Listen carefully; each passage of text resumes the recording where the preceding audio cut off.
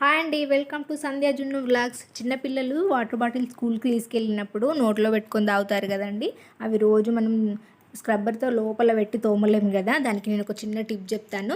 ఇంకొక టిప్ కూడా చెప్తాను. మనం ఎటైనా జర్నీ చేసినప్పుడు చిన్నపిల్లలు ఉన్నప్పుడు వాటర్ బాటిల్స్లో పాలు తీసుకొని వెళ్తాం కదా.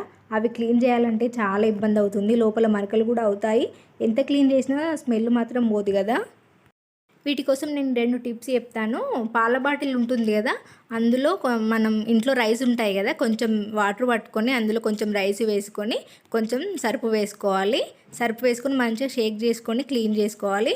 అప్పుడు మరకలు పోతాయి, స్మెల్ కూడా పోతుందండి. పాల స్మెల్ అస్సలు రాదు. ఈ మనం సర్ఫ్తో క్లీన్ చేసినప్పుడు కొంచెం సర్ఫ్ స్మెల్ వచ్చినప్పుడు అందులో ఒక నిమ్మకాయ వేసుకొని కొంచెం దొడ్డుప్పు ఉంటుంది కదా, దొడ్డుప్పు దాన్ని గల్లుప్పు అంటారు కదా, అది వేసుకొని క్లీన్ చేసుకుంటే ఏ స్మెల్ రాకుండా మరకలు కూడా పోతాయి. ఈ టిప్ బాగా వర్క్ అవుతుంది. ఎందుకంటే నేను జర్నీ చేసినప్పుడు పాలు తీసుకెళ్ళినప్పుడు నేను ఇలాగే క్లీన్ చేసేదాన్ని. స్మెల్ వచ్చేది కాదు, మరకలు కూడా పోయేది.